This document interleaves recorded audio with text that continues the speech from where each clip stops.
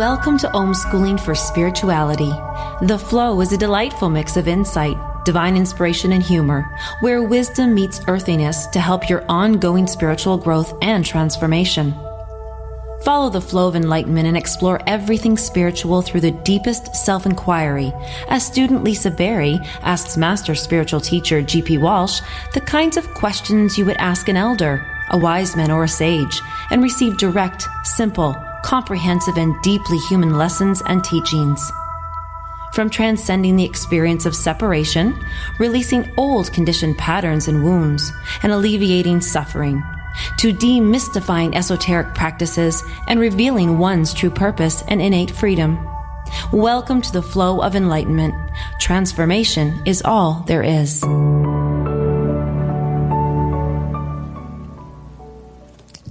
Hello and welcome, everyone. GP, as I hear that intro every time, I think, oh my gosh, that sounds like a lot's happening in this show. Well, it is. It's understated, but it is happening. Oh, yeah. Yes. We just have to dole it out in just little bites with a smooth sound, right? Like, yes. Like an FM radio announcer. Like you've tuned in for the evening show. Go. Well, speaking of bite-sized pieces, it was funny because we had made something funny happened when we were talking, and I was like, those are karma's like brownie points, and now I'm thinking of 2-bite brownies because you said bite-size. And so today's show, we are talking about, well, we're referring to the word karma, and wow, when you really break it down, I love that you shared, it's really about reward and punishment. So my first student question today, all around this karma business, is, well, okay, this is what I want to say. A lot of us are familiar with saying, karma will bite you in the ass, or karma will get you, or I'm doing this for good karma. Now, is karma real and necessary to keep order in this world? Well, to keep order? No. Oh. No. You don't need it to keep order. But it's just one of those, one of the many things that has immigrated from the East to the West. And in the West, it's gotten mixed up with the Western idea of morality and ethics and that sort of thing. And so, the Western idea of the Abrahamic religions of, God and punishment, basically this is what you do, or, you're going to get whacked, maybe now, but definitely after you die. And you get one shot at it, by the way. You only get one shot. That's it. You mess it up on this lifetime, it's like you get the reward or the punishment forever. Anyway, it seems to be that kind of a thing. Like there's the lords of karma sitting up there somewhere, judging your actions, telling you what's going to, and meting out punishment and rewards. It's actually not like that. There's a natural flow to life, right? Everything kind of flows its course, and if a river is heading in a certain direction, it's going to keep heading in the direction unless there's something in the way, in which case it's going to go around it. Or another example would be like a spaceship in space where there's no resistance, right? There's no gravity around pulling it. It just continues to head in exactly the same direction unless something comes up and interacts with it and bumps it off onto a different course. Well, this is the flow of life. This is the flow of our energy. And so karma is simply the tendencies and trends that once they get started, there's a tendency for them to continue that way until or unless something comes, bumps into it, and goes in some other direction.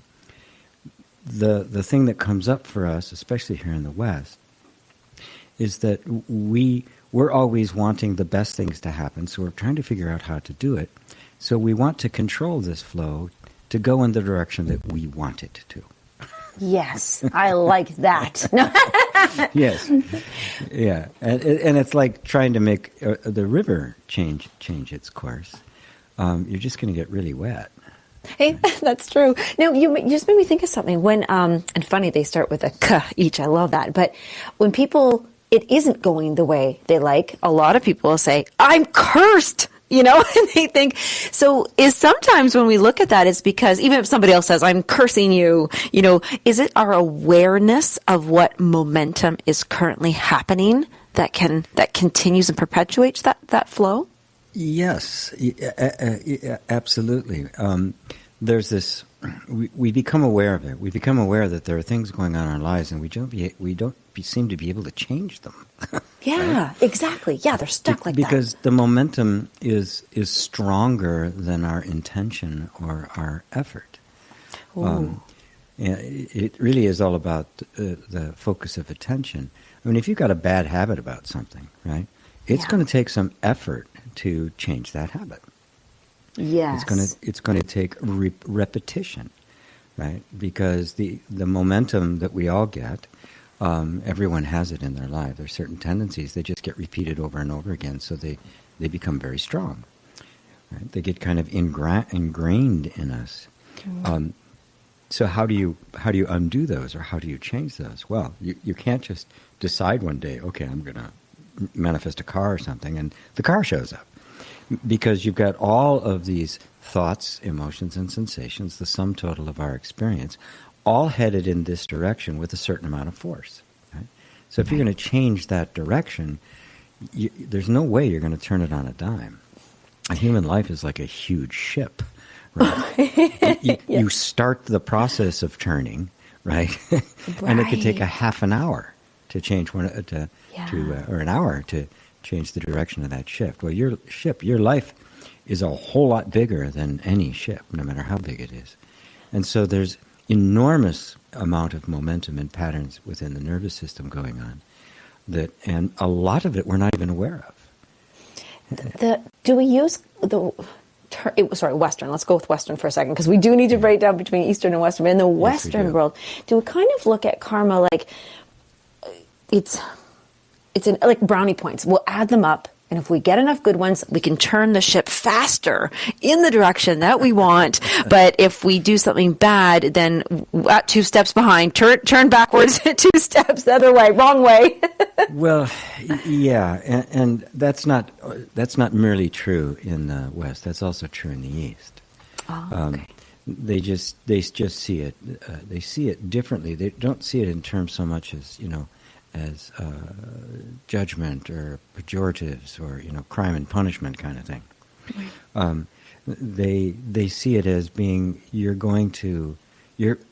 building up energy. Every action you take has a karmic effect.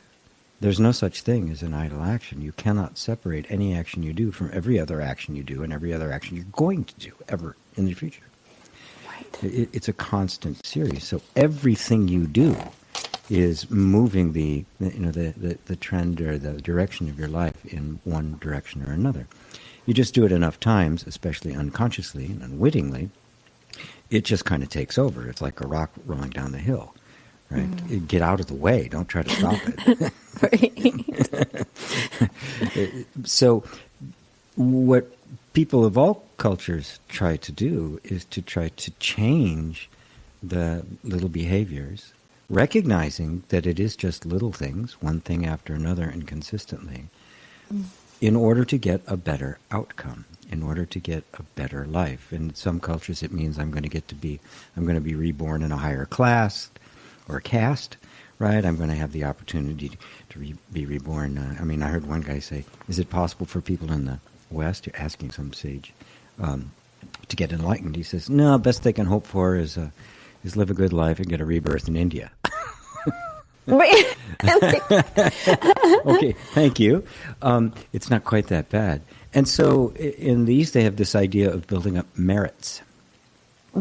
Yes. Where you're going to you're earning brownie points, right? And those merits compound, and then you get a better incarnation in your next life, and eventually, you work your way all the way up to Buddhahood.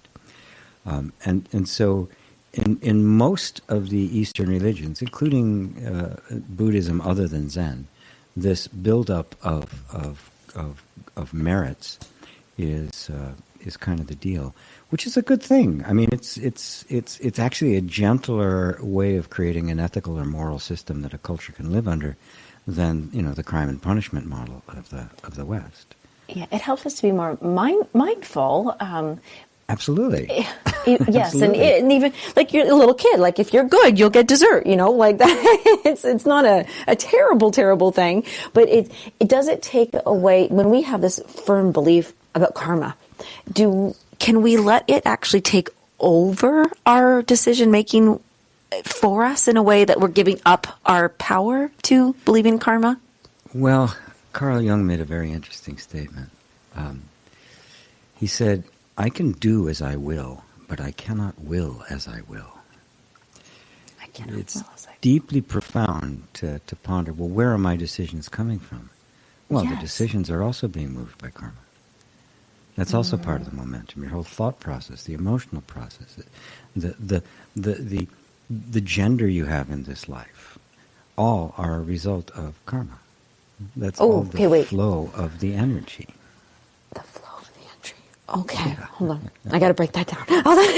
Go. And by the way, I would like to just announce to anybody, if you are having some questions about karma right now, anything at all, like you believe in it, you don't, you want to understand more, you need to do things like I do and process and go, wait a minute. Well, then we are inviting you to call in.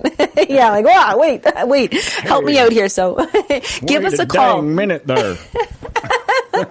Give us a call right now, live on air. You've got all the way till 2 p.m. Eastern to call in and ask GP your own question. The number to call in is 202-570-7057.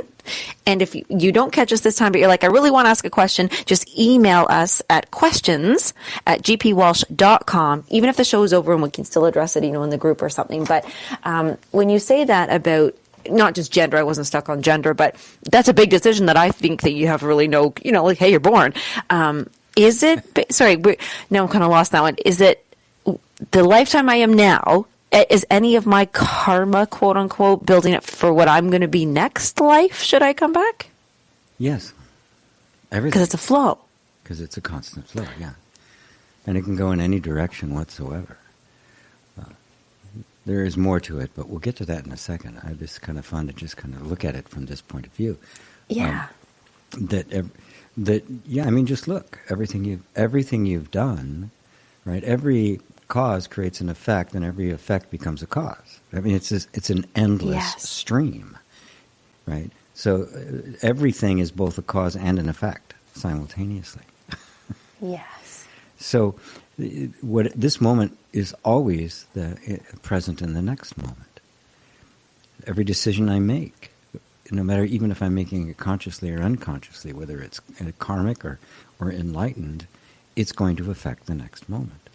You see, there's no escape from karma. Right. Yeah. You don't. Well, there is, but not in the way people think, and we'll get to that.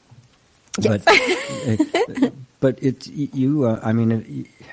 there's no escape from the Tao. There's no escape from the way things are. Right. And so everything being just this constant flow of cause and effect, which is what karma represents, then everything you do will ripple forward, and it's inevitable. There's, you reap what you sow. Is the way the Bible put it, right? And it's true. We do. The anger, the hatred you have, it always comes back at you. It's funny when you said the anger and hate. Well, 'cause people say it comes back. It comes back, but it's actually not that it comes back. It's that it's caused and causing. Yes. So anger has been caused by something somewhere, but it's also continued that momentum. So, okay, now this is probably not the question to jump to, but I do want to ask by the end of the show how to turn that ship around faster. I guess that's what everybody would like to know, because they all want to have the nice causes. Like, I want it the way I want it. the desire and the reward. Yes, that and at that point, karma fits very nicely into the world of metaphysics and manifestation and the law of attraction and all that. Yes. Because how do I get what I want, right? Yes. It's. I can hear Lucy in the background. Could you actually? Wasn't sure. I was going to say she apparently thinks that she can. Yeah, that's right. Well, I had a cat that talked to me. She actually said my name. Oh. Yeah, and I wasn't the only one here. I wasn't tripping. I was the only one. I'm not the only one who heard it. People be over and they hear this. And they go, did she just say your name? I said, yeah, she sure did. Yeah. Well, okay. Definitely ready for the next, for this next step up. Well, quick question right there, because you mentioned that. Do animals have karma, or everything is karma? It's not a personal thing. It's the way the universe works. Okay, that even is a better understanding. That's helpful, because then people are listening, thinking, yeah, it's not just you. It's not just karma belongs to people. It's not personal. It's not personal. No, air's not personal. Sun's not personal. Hey, that's my son. I was like, that's mine.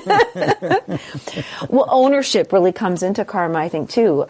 We believe there's freedom. If we give freedom, if we allow freedom, I don't know the right word is, but allow freedom, give freedom, then we will have freedom.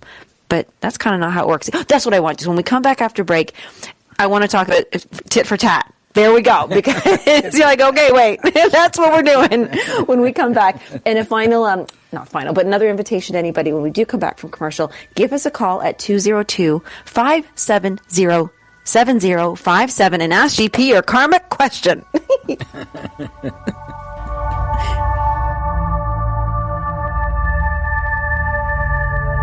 The Real Conscious Connection.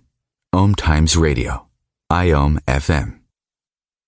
OMTimes Magazine is one of the leading online content providers of positivity, wellness, and personal empowerment. A philanthropic organization, their net proceeds are funneled to support worldwide charity initiatives via Humanity Healing International. Through their commitment to creating community and providing conscious content, they aspire to uplift humanity on a global scale. OMTimes, co-creating a more conscious lifestyle. My name is Victor Furman. Some call me the Voice. I've always been fascinated with human nature, spirituality, science, and the crossroads at which they meet. Join me Wednesdays at 8 p.m. Eastern on OMTimes Radio, and we'll explore these topics and so much more on Destination Unlimited.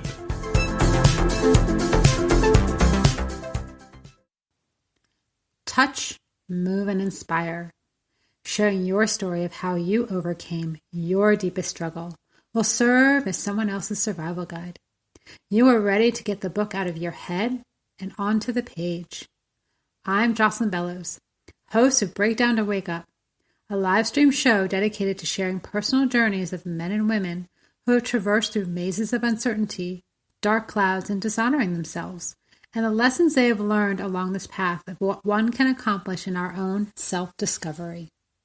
And as a writing and life coach, I work with men and women to break through the BS of their lives to find their own voice and leaping into a life they love. It is my belief that when we share our stories of how we overcame what we have been through, it will serve as someone else's survival guide. So if you're ready to get the book out of your head and onto the page, I'd love to hear from you. Go to www.jocelynbellows.com and join me every Tuesday at noon Eastern and Wednesdays at 2 p.m. Eastern. I'm Fidel Nshombo. I was born in a city called Bukavu in the Congo. We were a loving family, and then, boom, everything that I had disappeared in a single day. People think that when you are a refugee and they resettle you to America and all your problems are done. They don't understand that that's the beginning of everything. I was not born a refugee. I was made one. It's time we welcome refugee families with open arms. Learn more at embracerefugees.org, brought to you by the Ad Council.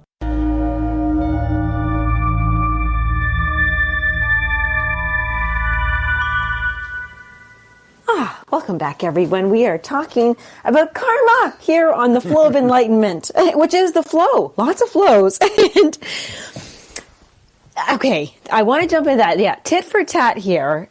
And it is a balancing. It's that weighing out. But I know that I've never been one to say, well, that's karma or this or that. I don't know why. It just isn't been my thing. But I'm certainly aware of people and myself believing in that reward or punishment things, even if it's subtle, even if it's very subtle. I think, oh, look at me. I'm a good person. I did good things. I'm going to be destined not to get sick or this or that. But if it's never, does karma ever, did it ever start somewhere? Well, that's the big question, actually, that leads to the ultimate solution to this, the ultimate understanding of it.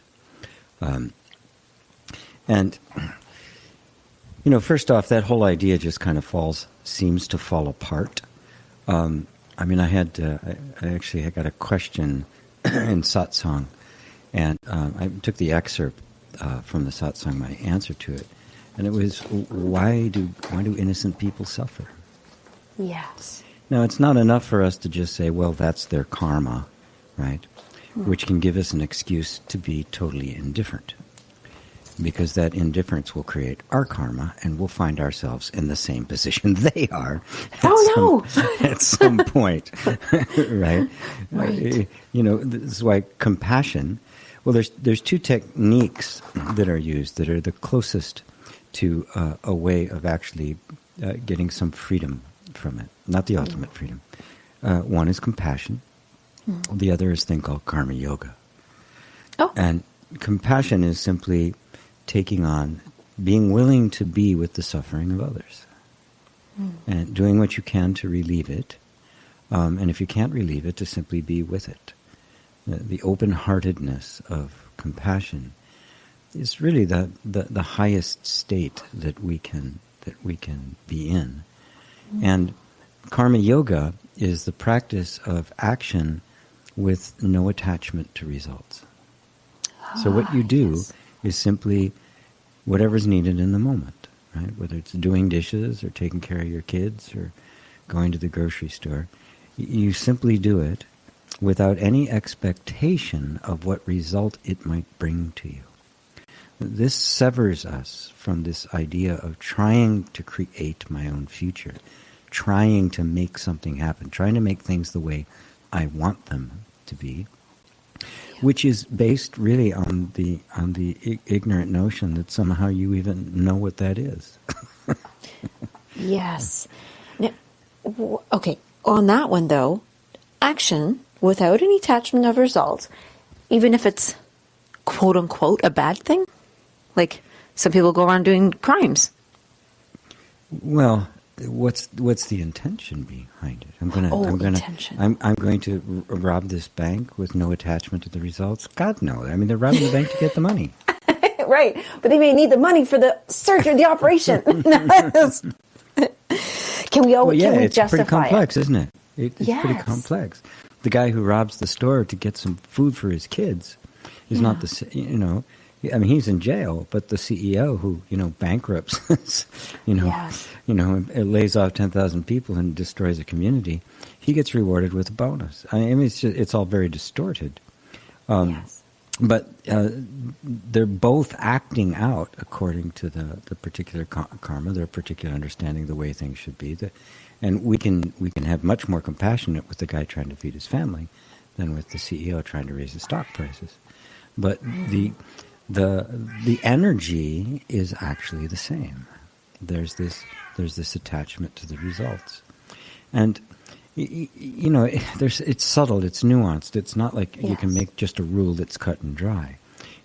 So many things during the day. How much time do we spend during the day, especially these days, in the days of self-help and personal development and manifestation and all that? Yes, vision boards.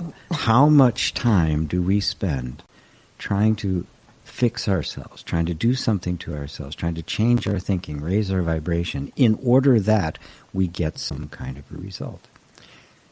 We find ourselves. I'm going to go with all day, almost. all day, for the most part. It's all day long. It is, yeah. And inherent in that is a sense that this this moment right here and right now, excuse me, is not okay. There's something essentially wrong with it. And that the future will hold something better. And at that point, you are consciously or unconsciously stuck on Shiva's wheel. This is the wheel of life, Yes. of birth and death. This endless round of one thing after another, chasing a desire. It's chasing your tail. Chasing this desire. If you get it, you feel really good until the next desire arises. If you don't get it, you keep chasing it until either you let go of it or you die. And then the next round of desires comes up, because that's the nature of the wheel. It never ends. The Western idea that somehow you started at the moment of your birth or conception, however they want to see it, and then it ends, and there's a judgment at the end, was completely created to serve the interest of empire. It had nothing to do with human beings. And if you look at nature, it doesn't exist. There's no such thing as an end. Everything simply transforms into something else. Nothing begins and nothing stops. It's this endless round, and that's what Shiva's wheel represents.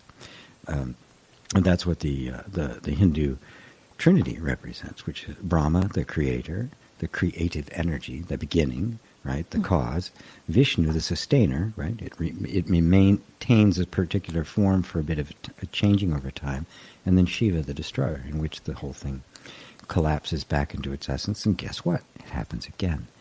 And what's driving it is this nature of the flow of energy itself, which we have called karma. When I look at it personally, it looks like it's something I'm trying to manipulate for my benefit. When I look at it impersonally, I see that this is simply the Tao. This is the way things are, and it's my job to harmonize with it, not to try to control it. And if I harmonize with it, I let go of my own ideas as to how it's supposed to be. And that's the end of suffering. Oh, and that was a solution, wasn't it? The end of suffering. That's a big solution. As you were saying that, I felt like I again was being let off the hook a little bit for my life, because this sense of peace was coming over. Like, oh yeah, that's life. There's going to be a thing that comes up, and I go, oh, I don't want it to be this way. But then I kind of go, well, I can try to micromanage and control it and use my karma and do my good thing. But really, if we're coming at life, showing up in life with compassion as our way of being, and just harmonize with it and keep that open heart, it's just going to be the way it is. No, well, I've got a goal thing in my mind. Like, do we not set goals? Like, I was like, wait a second, wait, no. Well, sure. Is there nothing to do? Go ahead and set goals. As John Lennon put it, life is what happens to you when you're busy making other plans. Yes. Go ahead, make the goals. Right. The setting of a goal, every action, the setting of a goal, it does have an effect, but it's the result of a previous cause. So, are you actually setting a goal, or is the sense of a goal simply arising within your consciousness? If you look really closely, you'll find you never created anything. You never decided or chose anything. You never did anything. It's always been this flow of energy.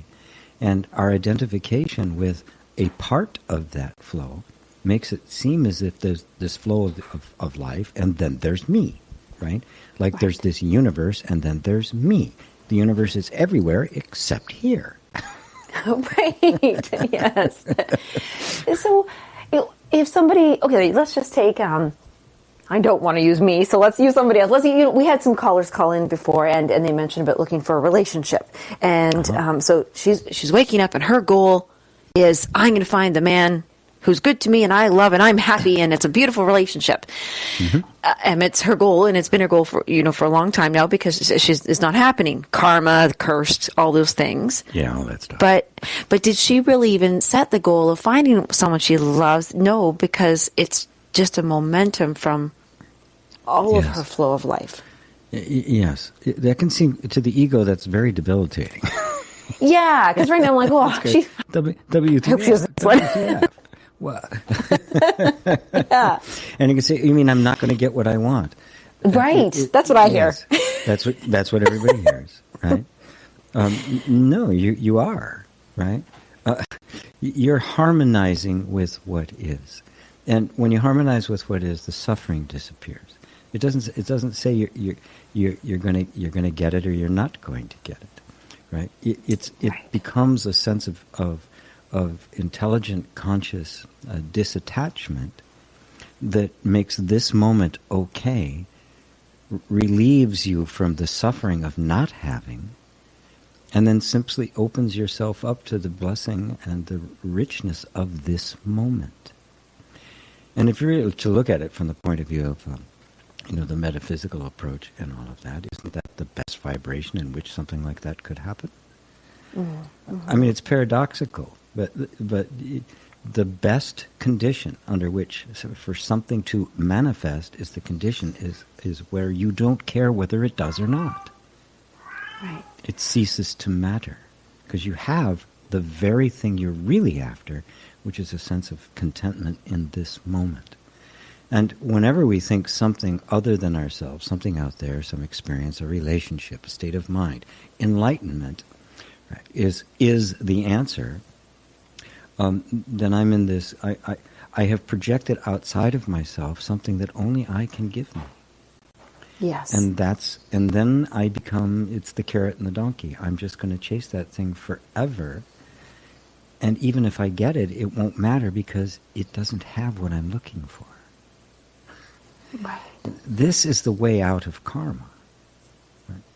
To be completely content now means karma ceases to have any effect on you.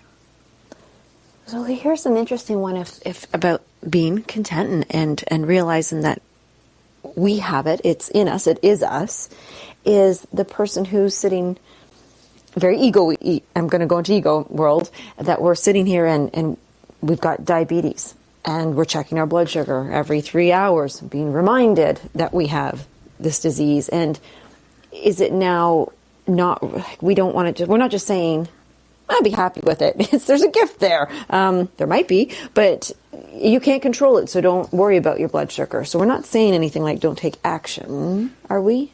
No, of course not. Right. Yeah, that's silly. To be free of karma doesn't mean that you sit there and do nothing, because that creates karma, right? Right. Okay. You yes. can't get out of it. Okay. Right. So what do? Well, you make the smartest decisions you can, right? What's the actual cause of diabetes? It's a shitty diet. End of story. Yeah. It's a toxic environment. It's eating a bunch of processed foods. For so long, the body has just made these distortions to try to survive. Mm-hmm. So what do? You change what you can. This is, you adjust what you can according to the best information you have, and then you let go of it. That's karma yoga. Okay. That's what it is. It's the let go part. Yes. Because at that point, what happens from that point, you don't control what happens. Right. All you can do is do whatever is in front of you to do with the highest wisdom you have at that moment. That's all you can do. Right. I got it. I have the aha moment right there. The karma. Oh my gosh. We are looking at karma in the way like, okay, I did the best thing I could do, and then I have my hand out waiting for the brownie point. Yep. But it's that. So just do the best thing what you can do, and then that's that. No handout, no waiting to be smacked, no neither of those. No, you're done. Aha! Yes. Okay. I'm happy. Okay. It's like, people approach it like they're gonna, their mission is to sit down, and they sit down and they're waiting to sit down. You already sat down. You're done. Right. You're sitting. Right. You're waiting for somebody to tell them they're sitting. Like, I want to just make sure I am sitting, right? Yeah. Am I sitting? Am I sitting? So, you get online, you hire the expert. Yes, to tell me that I'm sitting. Oh, yeah, but in contact, yep, well done. But it's funny because it's almost so true. It is completely true. It's what we do. We want some kind of confirmation to come along, somebody to tell us everything is okay. Yes, and there's a belief around can do that. Yeah, nobody can do that. Okay, we do have time. This is good. How do we is it through self-inquiry that we can strengthen our belief in ourselves, or once we do self-inquiry, we actually don't need to strengthen our belief in ourselves? Well, self-inquiry is, you see through the self that needs to be strengthened, right? It's a self. If there's an image of yourself that needs to be strengthened, you need to see if that image of yourself is actually true. We assume it's true, and then we set about trying to strengthen it, or make it more humble, or make it more spiritual, or make it more rich, whatever we're trying to do. And we never question the legitimacy of the self-image we're holding that we think we need to improve. Right. And therein lies the big difference between non-dual spirituality and pretty much everything else. We ask the question, who are you? Who is this that you're trying to improve? Self-help assumes there's somebody there who's deficient or broken in some way, and they can be fixed. Mm-hmm. So that's an assumption. Yes. Right? And so we set out, and create a $20 billion a year industry on all the different ways we can be fixed. The world has continued to get worse and worse. Yes. Even though self-help has gotten bigger and bigger and bigger. With more chefs in the kitchen, cooks in the kitchen. Absolutely. And so, but nobody questions. Okay, you think you're broken and need to be fixed. Okay, tell me who you are. If you're that convinced you're broken and need to be fixed, please tell me who you are. You must know. Everybody says, I really want this. I know I want this. I wanted this for a long time. And I say, okay, good. If you really want that, you must know who you are. Right. And then everybody comes up short. Well, and then they start, well, I'm this. I'm a guy. I'm this old. I'm born here. No. Those are attributes. I want to know who you are. Yeah, but I got this degree from... I don't care about your degrees. Who are you? Who's the guy? Who is it that got the degree? Who were you before the degree? Now, after the degree? That's all content. That's all the stuff in your head. That's all the things you've done, all the things you've experienced. Who are you? Without any of it. Take all of that away, because that's all peripheral, right? That might have happened, that might not have happened. Different experience, you had a different degree, you're doing a different thing, but yet you're still here. You are still you. Who are you? This is the question of self-inquiry. And in order to get to it, we have to kind of dig through all of the ideas we have about ourselves that aren't true. And, just a little extra tidbit there. When you discover who you actually are, it's what you are. That wasn't caused. So it has nothing to do with karma. It has no beginning and it has no end. Karma is all beginnings and ends, cause and effect. What is who you actually are, the truth of your being, was not caused. It is the first principle. It just is. And so it is completely free of karma. Just as you said it more beautiful, I was going to say, so we are separate from karma, but I like that you said we are free of karma. So we'll go to commercial break and we come back. Let's enjoy that moment of being free of karma and the flow of enlightenment. Freedom. Conscious media for conscious minds. OMTimes. Ascending Hearts is no ordinary dating site, but a spiritual dating site with a purpose, to link you with your soulmate. We engineer the serendipity so you can trust that you will attune with someone that has the same matching vibration as you. Ascending Hearts, the conscious dating site for the spiritually aware. Try Ascending Hearts for free. AscendingHearts.com. Hello, I'm Sandy Sedgbeer, host of OMTimes magazine's flagship radio show, What is Going On? My passion is sifting through information, research, and innovations from New Thought teachers, speakers, and researchers pushing back the boundaries of what we know about life, energy, metaphysics, and the universe. I love shifting perceptions about who we are, why we're here, and how quickly impossible becomes normal when we open our minds, expand our awareness, and accept that the only limits that exist are those we place upon ourselves. So if you're the kind of forward-thinking, eager investigator of what lies beyond the current reality that most perceive, why not make a date to come play with me in the field of possibilities at 4 p.m. Pacific Time, 7 p.m. Eastern Time every Thursday, and together we can discover what's really going on. These are the sounds of a dinner that almost didn't happen. A dinner now served thanks to people like you. Due to COVID-19, 17 million more Americans may face hunger. Feeding America is helping our neighbors in need. And if you're able, you can too. Donations are being accepted at feedingamerica.org/coronavirus. Brought to you by the Ad Council and Feeding America, 200 food banks strong.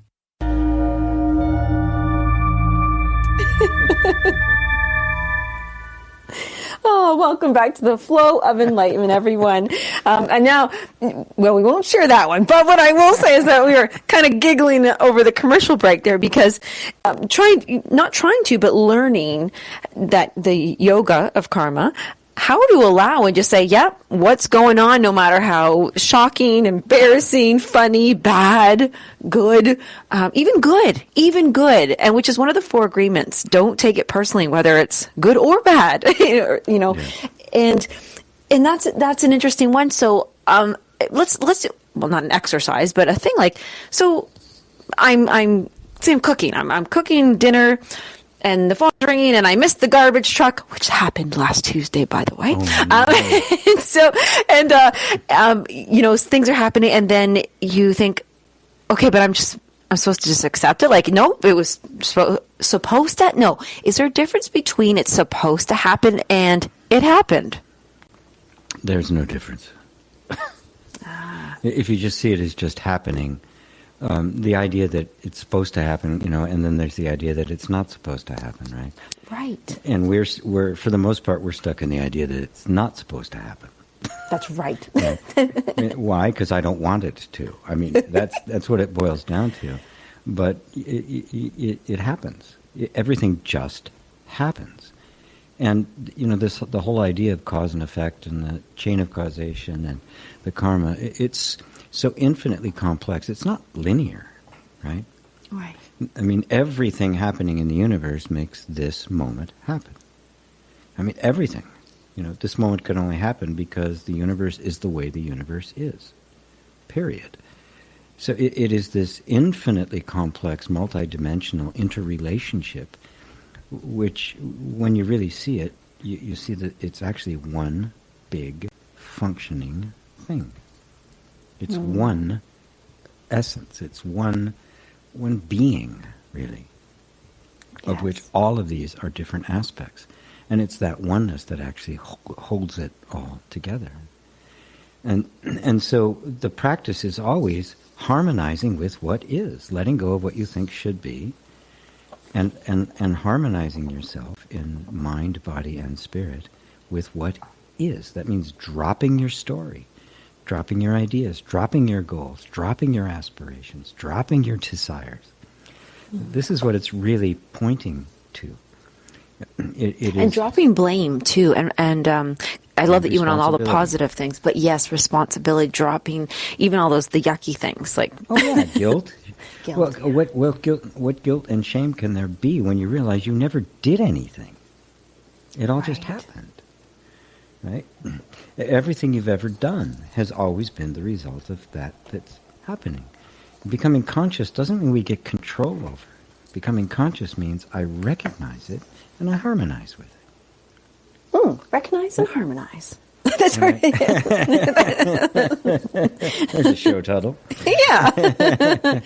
Because you're right, I think, you just highlighted was, and I never thought about that before, is I'm connecting with what you said that, yes, I think I always thought, okay, once I'm conscious, I'm God, I'm in control. Yeah. Yes. But that's not the payoff. Oh, no, that's a very primitive idea, and it's based on the ego and will, that somehow I'm going to get to will as I will. I'm going to get to decide what karma is going to do. And no, the object isn't to take control over the flow. It is to see that the flow is happening in you and that you are greater than even the flow. You know, God doesn't have to assert herself. Right. God doesn't get offended. Right. God doesn't say, damn it, I didn't want that to happen. That's not how you play the game. That's right. I'm going to punish you. Wipe them out. But some people really, that's a really big belief, though. Like, whoa, that hurricane, you know, was the country's or state's karma, the island's karma. and it was cursed, or the people did not sacrifice or offer or pray enough. But none of these matter. That's how we look at it. I mean, yes, it is. I mean, the United States has built up enormously bad karma. You know, through slavery, through the genocide of the Native Americans. Oh, you just said we did build up karma, but built up momentum. Yes, it's a building up of momentum in a certain direction, and at a certain point, there's just no way to stop it. It's just going to go where it is. It's going to crash into the wall, or wherever it is. You can't stop it, right? Yeah. And you know, if you've been contributing in it, and you contribute to it by your resistance to it or your attempt to make it work, you're creating this energy, right? You're not really creating it. You're just ignorantly participating in it, but it's being magnified, and it gains momentum, right? Right. And consciousness actually steps you out of that momentum, but for a while, you're still going to get pummeled by it, right? I mean, the most humble approach to take is that everything that is happening in my life right now is justified. Oh. What's happening now is from all the stuff that I've done previously. So what do? You get on your knees and say, thank you, and I totally accept the consequences of my own actions. And you don't create new ones. And it's the most humble, most beautiful place to be. It is not my will, but thine be done. It is a total surrender. And that means, you know, taking your licks. Right? So if we do like our lives, and we do like what's showing up, and we love our momentum, and we love our built up, so to speak, karma that we're living, we just continue that path as best awareness and way we can. You still have to let go of it, because if you get attached to that, it will eventually fall into its opposite. You can't help it. The crest has to become the trough. Okay. Right? So now you can get prideful. Oh, look at the good karma, and that's been the case, right? I'm better than you. I've had better karma. Look at you. It's all your fault. That sort of thing. And people who are extremely financially successful now pat themselves on the back. They don't realize they just happen to be riding that wave in that moment, and you better humble your ass because you have no idea what's coming next. That cosmic 2x4 is on its way. Yes. So you don't attach to it. All things must pass. We like to remind ourselves that when we're in a bad time, but we don't like to remind ourselves like that when we're in a good time. I'm so happy. Well, don't worry. That will pass. That will pass. No, yes, and it's the case. Don't get attached to that either. That's more of the same, right? Yes. And if in that process it amplifies and deepens the egoic sense of self, oh boy, you're in trouble. You are in trouble. Yes. I know it's a math thing, but I remember my dad, always saying, when we're little learning math, well, what you do to one side, you have to do the other. Maybe not little because I was more algebra, but that it's so true. He always did parables, so it kind of makes sense that he would say that throughout life because it's so true. It's like you can't just not be attached to the bad. You have to not be attached to the good. Yes. Yeah. The accounts have to be balanced. And then you're perfectly in the middle. And in the middle, nothing moves. Right. You're at the hub of the wheel. The wheel can keep going, and you can even enjoy it. But you're not spinning, right? If you're out on the edge of the wheel, it's just, whoa, hanging on for dear life. But you're at the hub. You're just simply watching life go. You're watching the flow. Right? You're not in the flow. That is, you're not being swept away by the flow. You're watching the flow. Right. And life is this beautiful flow, but it's no longer personal. It's just this wonderful manifestation of the stillness, because the flow can only be perceived by the central stillness. Yeah, the eye of the sun. Yes, the ocean. Yeah. The center. So if we're helping people to, is the question just seriously always back to who am I to find to get to that center? And what is that?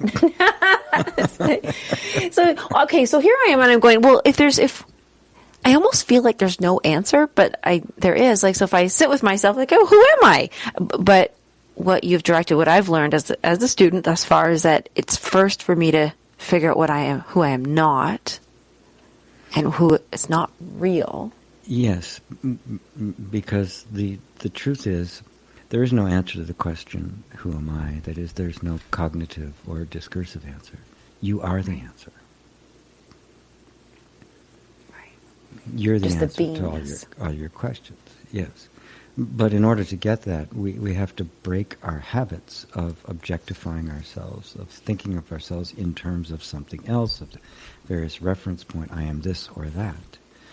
And that's what it's meant by, this is what I am not. And the insight that I am not that leads you basically back, eventually, to the place where there's nothing left that you're not. And what's left? Well, just me. I'm still here. What am I? I have no idea. When earlier you were talking about our Eastern philosophies versus our Western culture here, it feels like, and I could be wrong, I don't want to insult anybody, but feels like the Western, we have built a more of what we are not than who we are. And if that is possibly true, just between us human beings, G.P. Walsh and Lisa Berry here, in what we can answer, is it because as culture has brought us up in whichever religion way, that perhaps the Eastern philosophy has had more of the non-attachment conditioning? Well, yes, these ideas are common in the East. It's not that they're all perfectly understood. I mean, it's not like this perfect, utopian culture. It's nothing like that at all. Yeah. But its roots are much more closely connected to that reality of the recognition of the infinite nature of being. The East, the central idea is God, or the Creator, is immanent in creation, not separate from it. So when you look around, all you're seeing is God. Everything is the face of God, or Shiva, or Brahma, or however you want to name it. In the West, we have a very different view of creation. There's this Creator and then creation, and they're very, very separate. And so everything is defined as an ethical system rather than a spiritual system. You form a relationship with God. You don't become God. You don't have unity with God. You can't. You are two. And the Western culture is warlike. It's very materialistic. It springs from the Abrahamic religions and at the time, the Abrahamic Judaism and the like, they were all basically warrior cultures with warrior gods, and they kind of fought each other. And this one prophet, Jesus, or a sage, showed up in that particular lineage in a very backward time in Rome, one of the most brutal empires that has ever existed. And one thing led to another, and before you know it, you have this kind of this mixture of the warlike culture, an empire culture, a culture based purely on material values, conquest, and the accumulation of wealth, which is what the Roman Empire was about. And that's our heritage here in the West, and it's still going on. Yes. It's happening to this day. And so God becomes the one who endorses your imperialism. That's a bold statement, and it's very true. Well, it is. That is the God of this. That is the God of this world. Yes, and we kind of came right back, which is so interesting as we wrap this up, is that we've come back about separation, and yes. And not harmonizing, and that separation, and I'll squeeze this in really fast here. I'm reminded of just as simple as getting along with somebody else. I remember going through a relationship counseling 15 years ago, and the first thing it says, what are your morals, values, core values? And thinking this was going to be a great exercise, I did them only to walk away going, yep, these are my core values, and if we don't share them, then mine are mine, and mine are better for me, and yours suck, and I'm, it was just almost like it was more of a separation because the question wasn't asked, which you've been sharing with us, is who am I? Not what are my core values? Right, because So those can it's- come and go. Yeah. And those are cultural, you know. Yes, If they're the same person born in Japan is going to have a very different set of core values than somebody born in Nebraska. Right. Doesn't mean they couldn't get along. So. No, well, if you understand that what we call our core values are not absolute truths, you're free of those. I mean, we need to have values. We need to have agreements and conventions so we don't kill each other all the time. Yes. Unless, Keep of course, your order. value is to kill everybody all the time, which is where we are right now. Right. But if you recognize that they are just a convention and not an absolute truth, the heart can open. You can have dialogue. You can explore. You can use a part of you that is naturally transcendent, and that allows you to bring harmony to your life. It takes you out of karma. It puts you in the flow, and where else would you want to be? No. So everybody will lead with compassion. So thank you, GP. You've been here with us, the GP Walsh and Lisa Berry. Well, thank you. Join us next week, Tuesday, the flow of enlightenment.